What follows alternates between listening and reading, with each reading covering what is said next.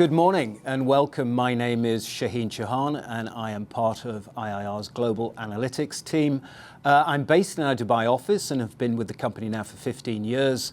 Now, for those of you who regularly tune into our market outlook discussions, you may have noticed that we have a slightly different look and feel to our previous market assessments. Today, we are hosting the discussion from our brand new media suite and have retold our previous webinar format to try and hone in now on really just discussing those trends and developments in the market that are sitting very much front and center of everyone's mind.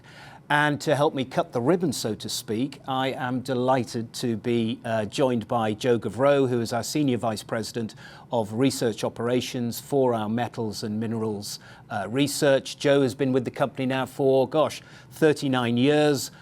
Joe is a subject matter expert on capital spending trends in the mining, metals and minerals sectors. And like myself, he's a fellow geologist who has a Bachelor's of Science degree in geology from the University of Houston.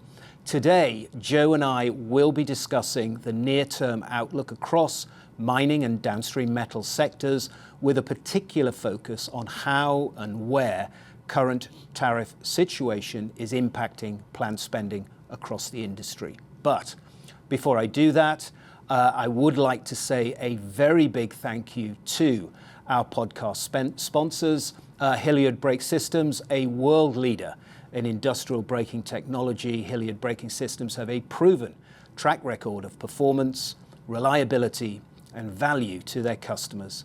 Hilliard Corporation offers an entire range of industrial modular brakes, caliper brakes, rail and disc brakes, electric brakes, and products such as power units, mounting brackets, discs, and hubs.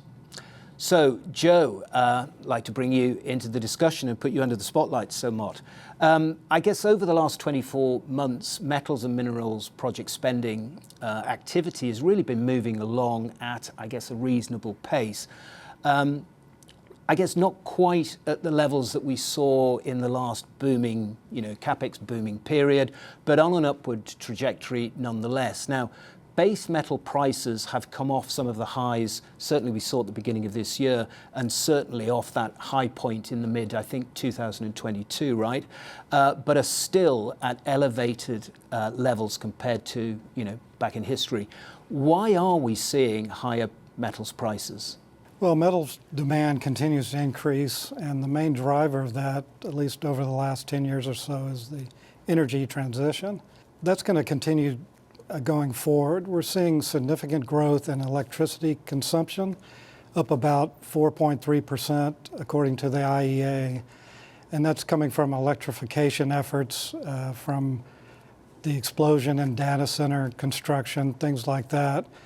The need for energy infrastructure will increase demand for copper, aluminum, steel.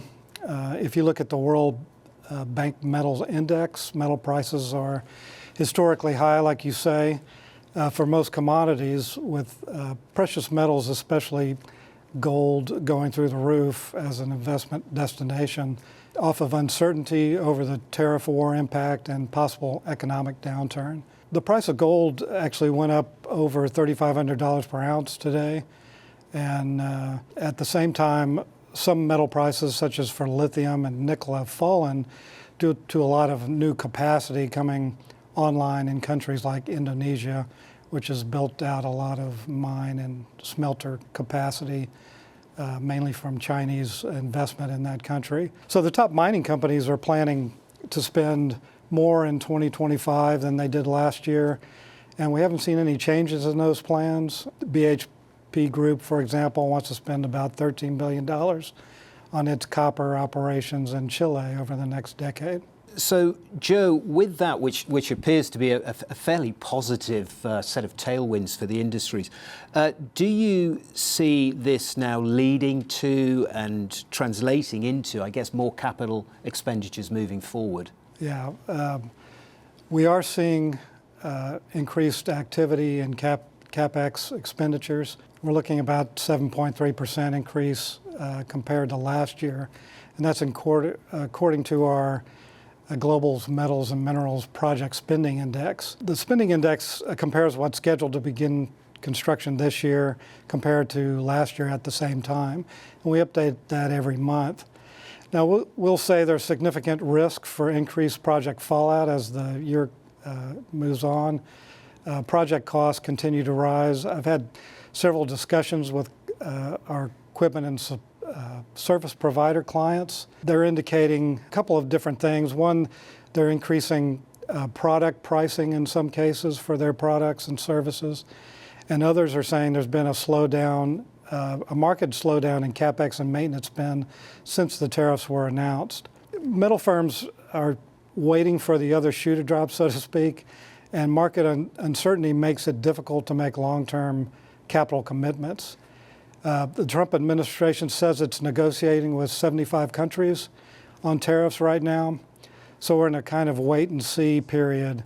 The longer that uncertainty hangs over the market, the longer projects will be delayed, I think. So we'll keep watching the index closely as the year goes on and determine how much fallout occurs. No, I do have, before we move off this particular aspect of the discussion, I'm looking at that spending index, and I see pretty much all market regions are pointing upwards, except Oceania, which I can only assume is primarily Australia, a big resource-rich player and certainly a major contributor to commodity supply chains. Why are we seeing a downward trend of plant spending? Yeah, I think, well, the main exports for Australia are iron ore and coal, and we've seen a slowdown in project activity in both of those markets. Also, the lithium and nickel price has impacted operations in that country. That's where we're seeing the main downturn in from that. Mm. Now, before we get to, I guess, the point of the discussion, certainly the big elephant in the room, and that being the wave of U.S. tariff announcements that we saw, on the 2nd of this month.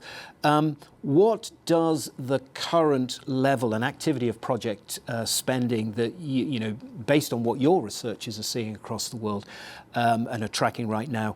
Are we starting to see any kind of impact from the tariff announcements? Are we seeing any kind of shift in, I guess, the location of that spending, whether it's some geographies showing high levels versus some, market regions pulling back? Are we seeing any kind of shift in the pattern of spending from a geographical perspective? Yeah, we really haven't seen any market fallout yet that's greater than normal. There's our indicators saying that might happen.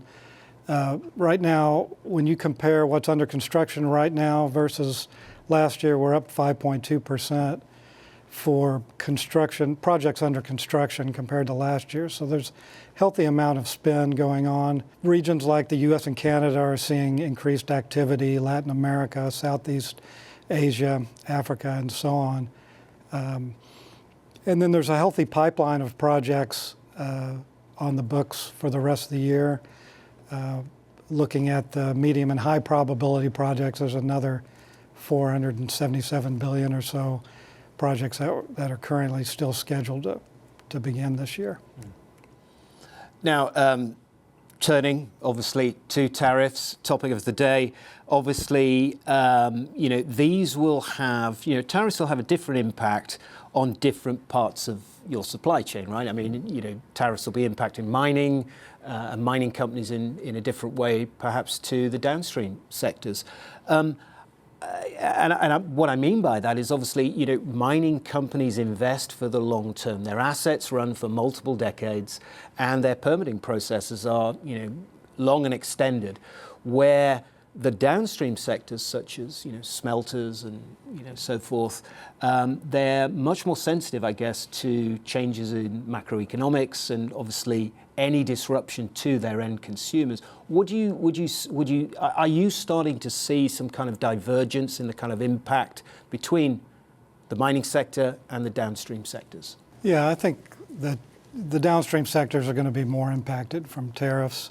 Steel, when you look at globally, steel is in overcapacity. The Chinese produced over 1 billion tons of steel last year, and they've exported about 10 to 15% of that. When the tariffs go up, it blocks those from coming in, but those tonnages go to other countries and it messes up their steel production. So there's a whole dynamic that's under play here. So from a project standpoint, there will be winners and losers. Tariffs will boost domestic steel producers and encourage reshoring of capacity. We've already seen this with a couple of foreign producers which are now looking to build steel mills in the U.S. Firstly, to take advantage of the U.S. market, which is healthy, and second, to avoid the impact of tariffs on their downstream operations. Hyundai, for example, is planning to spend $21 billion in the U.S. To build $5.8 billion to build a new steel mill, and the rest in their automaking plants in the southern U.S. Just recently, POSCO announced a partnership with Hyundai to develop that steel project in Louisiana. So the smelter sector is also very active lately.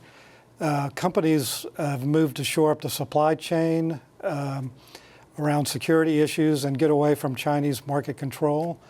Projects are on the rise in downstream refining and smelting of metals, including large number of battery recycling projects, copper smelters, lithium and rare earth oxide production refineries, all of which we classify under our smelter sector. China has retaliated with tariffs or restrictions on exports of critical minerals such as rare earths and downstream products such as magnets. This will benefit projects in the U.S. for those. We've seen one in Utah, the White Mesa Mill, which is a uranium project where they're recovering rare earths from, and they can make some of the key heavy rare earth that they need. About 400 million in expansion, they can produce 6 of the 7 rare earths that China has banned. Even our most important trade partners, Canada and Mexico, are impacted. In response to the tariff, for example, the province of Ontario has announced $11 billion in tax deferrals and rebates to support domestic business from any fallout from the tariffs. So we're definitely in an era of tariff war, and the longer we stay in it, I believe the worse will be for project activity going forward. Yeah, so I mean, what I would like to kind of shift gear a little bit. So I'm still seeing a lot of momentum, right? But if we could perhaps get your insights around some of the aspects around the type of projects. So do you expect to see any improvement in grassroots mine developments? For a long time, they've always been very difficult to get through the permitting, the permitting process.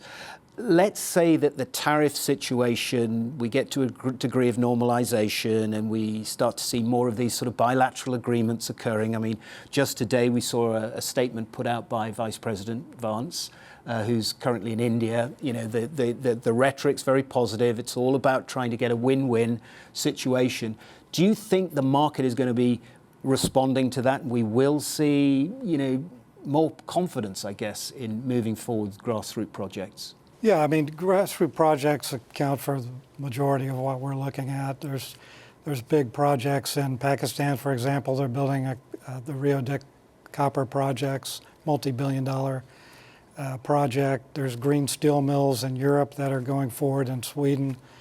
But more of what we're seeing is really an increase in the expansions and unit additions at existing mines because it is so hard to permit a grassroots mine. Could you just share a little bit? I mean, I think a lot of folks would be interested to know what the actual permitting process is. I mean, how long does it typically take a new mine from kind of feasibility and planning through to, construction completion? How long does that take? I've heard the average is 15 years, and I've seen projects go for 25 years that we've been watching in the permitting stage before they get to the construction stage. Right. So it's a long, drawn-out process in many cases.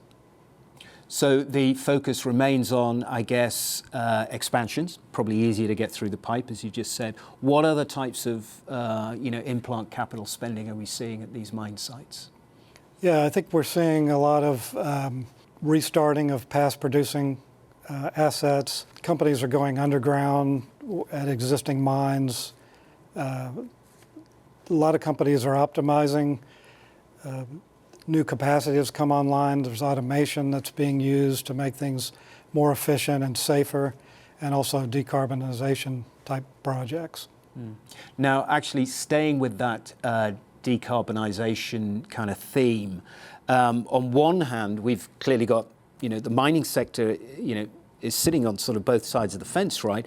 On one hand, decarbonization is creating a positive momentum. We need those critical inputs to support renewable technologies, etc.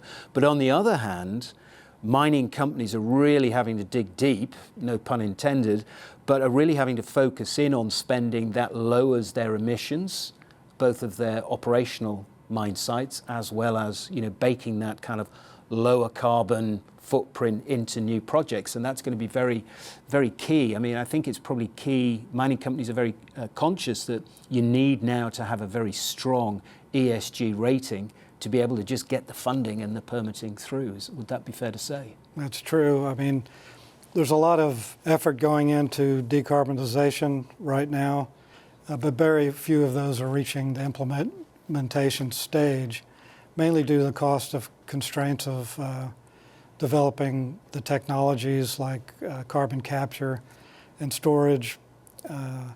It's being studied extensively in the cement and steel industry, but it's very costly to implement. The use of hydrogen iron making to replace traditional blast furnace technology, for example, shows promise, but is an expensive proposition. Technology improvements are needed to reduce the cost. There's also a lot of activity around electrification of mining equipment in the form of trolley assist or dynamic energy transfer projects like Caterpillar's developing. In the glass manufacturing industry, they're retrofitting natural gas furnaces to electrify them, or using oxy-fuel to reduce carbon emissions. Now, I want to come back to this broader concept about resource nationalization, right? The US, obviously the initiator, so to speak, of the current, trade tariff war and, that kind of momentum moving forward. And this comes at a time really when securing energy and, commodity supply and building greater levels of domestic self-sufficiency is clearly a primary goal, right? Have you seen any moves by the US administration to try and kind of improve the new mine permitting process? Yeah, I mean, just last Friday, the Trump administration placed 10 mining projects on what they call the Fast 41 transparency list, which gets it more viewed by the regulatory agencies. The first project that was put on that list went in 2023, and that was the South 32 Hermosa project, which is still in permitting and supposed to be complete July of next year. So that's a 3-year period. So they're calling it the Fast 41 permitting process, but it still may take some time for some of these projects. Now, a couple of the projects on this list are more advanced, I noticed. So I'm not sure. Some of them could start construction much earlier than that. It was interesting when you showed me that list before we came into the podcast. I noticed there was coal on there. I think that's quite telling. I mean, it is seeing a new a coal project on there is something we haven't seen a lot of. I guess that's quite telling of the direction that the Trump administration is looking to go with a lot of these projects, right? Yeah, they've had several executive orders to support coal. They're even looking at possibly, they're looking into making metallurgical coal as a critical mineral, define it as a critical mineral. And the one project on that list is for the Warrior Met Coal project in Alabama that they're supporting. Yeah. Now sticking with the list, I found really quite interesting. There was no rare earth mineral projects on there. They're not being fast-tracked at all. And I'm kind of quite surprised at that, because obviously, China's role in that space, what is it, 60-70% of both the resource within the ground, but also the processing perspective. I'm surprised that rare earths aren't on there. Yeah, I was surprised as well. Also, bearing in mind that China, I think, very recently has said that they're going to halt exports to the US. So, do you think we may see some of these sorts of projects on this fast-track list? I do. And there is government support for rare earth projects. The DOE's and DOD both have supported projects in the U.S. Now, Joe, I think that brings us to the conclusion of this discussion. I think we can't ignore the fact that there is still a high degree of uncertainty baked into the market today, but I think also long term there's still a lot of positive momentums. If I'm assuming you agree with that. So in conclusion, what are some of the the takeaways from our discussion today that you want to make sure that folks keep tuned into and keep an eye on? Yeah, I think you're right. There's a lot of momentum going forward for project activity, especially around mining, steel, and smelters. This is mainly being driven by the energy transition, and we're seeing quite a bit of activity in the decarbonization projects as well. However, I do think there's a significant risk for a slowdown in project activity if the tariff situation is not settled fairly quickly. Right. So, Joe, very big thank you to you for sharing your insights and perspectives today. Thank you. If any of you folks who have tuned in have any questions about some of the topics that we've discussed today, then please do reach out to Joe or myself via the contact details that you can see here. And of course, I would like to say another big thank you to today's podcast sponsor, Hilliard Brake Systems. Please do take some time to visit their website or indeed reach out to some of the folks over there.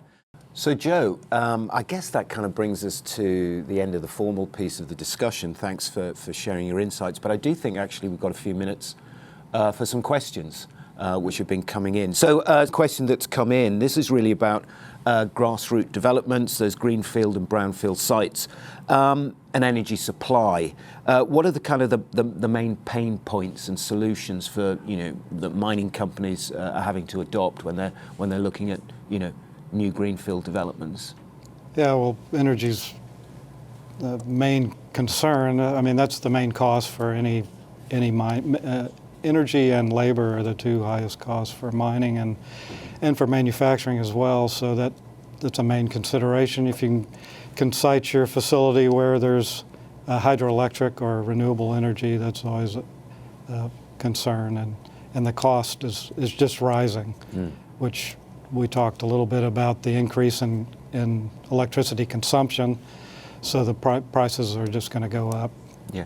So traditionally, mine sites will have been using diesel as a on-site power. Are you actually seeing noticeable volumes of, I don't know, solar and wind, power generation on new sites? Yeah. Yeah. I mean, that's the easiest way for mining companies to decarbonize is to put in renewable energy. Wind and solar is probably the two main things we're seeing right now. There's also battery storage tied in with that. So that's the first place they look. And then after that, they'll look to the mining equipment and trying to electrify the mining equipment. Okay. Thanks, Joe. Another question which has just come through, it's about Ukraine. And obviously, we've seen some steps towards a potential pause in the conflict between Russia and Ukraine. If this actually comes to fruition, obviously we've seen the Trump administration very keen to get access to Ukrainian commodities and resources there.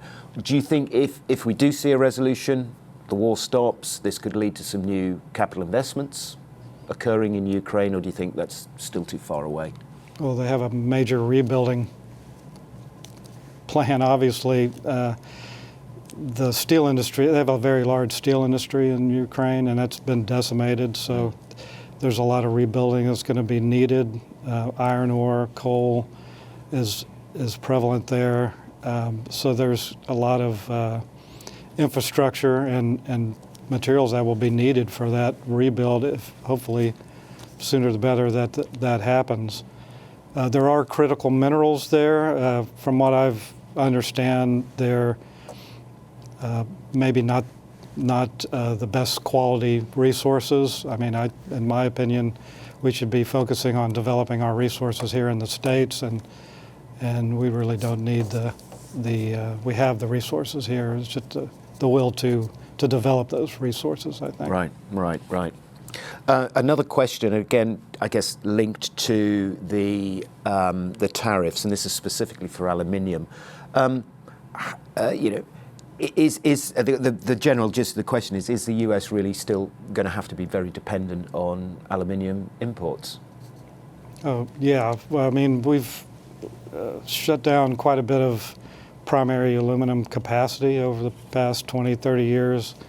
And, we get most of our aluminum from Canada and other places. So, and that's not easy to build up, primary aluminum smelters, complex operation.